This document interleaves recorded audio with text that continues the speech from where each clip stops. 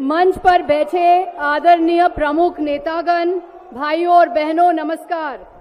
जैसे मेरे वरिष्ठ नेता डेरेक ओब्रायन ने बताया, तृणमूल कांग्रेस और ममता बनर्जी की तरफ से मैं कहना चाहती हूं कि ऑल इंडिया तृणमूल कांग्रेस का पूरा समर्थन, ममता बनर्जी का पूरा समर्थन अरविंद केजरीवाल जी के साथ है, आम आदमी पार्टी के साथ है।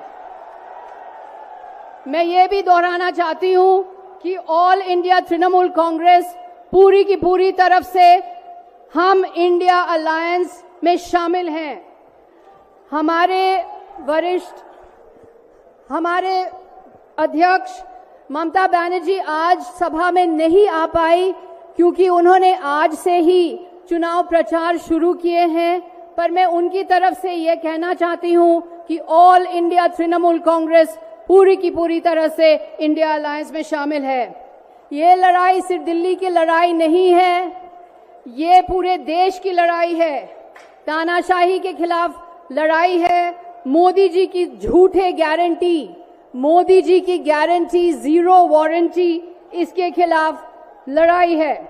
हम जानते हैं कि आम आदमी पार्टी और अरविंद केजरीवाल जी के सामने एक बहुत बड़ी चुनौती है।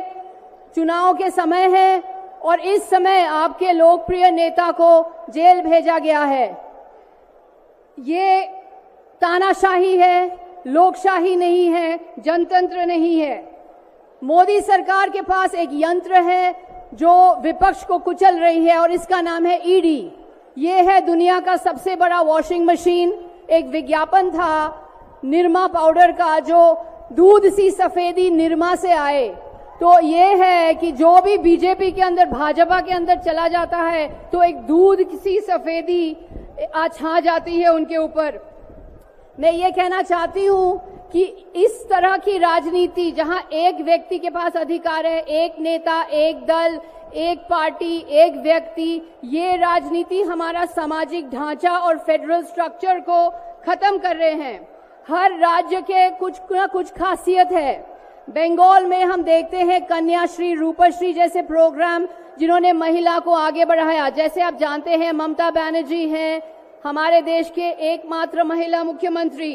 तमिलनाडु ने मिड डे मील स्कीम दिया, तेलंगाना में राइतु बंधु स्कीम है, केरला ने 100% लिटरेसी प्राप्त की, केजरीवाल ने मोहल्ला क्लिनिक्स बनाए, सरकारी स्कूलों को दुरुस्त किया, आपकी बात सुनी, आपकी समस्याएं को सुलझाने में पूरी कोशिश की।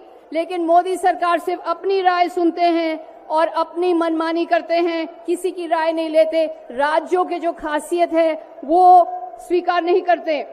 बंगाल के गरीब कल्याण पैसे नहीं मिले। 4 लाख करोड़ केंद्र सरकार ने बंगाल से लिया है, पर 1 लाख करोड़ बंगाल को मिलना है। केंद्र सरकार की तरफ से बंगाल को नरेगा के पैसे नहीं दिए गए। 59 लाख नरेगा के श्रमिक को वेतन नहीं मिले। 11 लाख लोग बंगाल में बेघर हैं क्योंकि केंद्र सरकार ने पैसे नहीं दिए। 2021 के विधानसभा चुनाव के बाद भाजपा सरकार ने बंगाल की पैसे रोक लिए हैं। यही है गंभीर सच्चाई। पैसा कहां जाता है? पैसा वहां जाता है जहां सरकार को गिराना है, जहां विपक्ष का सरकार को गिराना है, जहां एमएलए की खरीद फरोख्त होती है। बाढ़ पीड़ितों के पास पैसे नहीं जाएंगे, गरीब कल्याण के लिए पैसे नहीं जाएंगे, सिर्फ एमएलए की खरीद फरोख्त के लिए पैसे जाएंगे। ये एक नेता, एक व्यक्ति, एक पार्टी, एक दल की राजनीति से हमारा देश का विनाश हो रहा है। कीमतें बढ़ रहे हैं और मैं आपको एक चौंकने वाला आंकड़ा सुना दूं।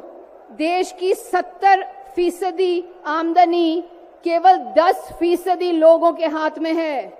50% लोगों के पास सिर्फ 3% आमदनी है। ये है एक भयंकर असमानता। तो सारे कीमतें बढ़ रहे हैं। दूध का दाम 61% बढ़ा, टमाटर का दाम 115% बढ़ा, तूर दाल का दाम 120% बढ़ा।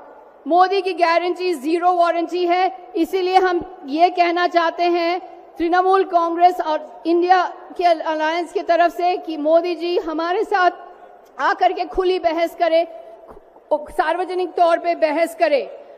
आपसे हम कहना चाहते हैं कि याद रखिए कि 2024 का ये आम चुनाव तानाशाही वर्सेस लोकशाही का चुनाव है। लोकतंत्र को मजबूत कीजिए।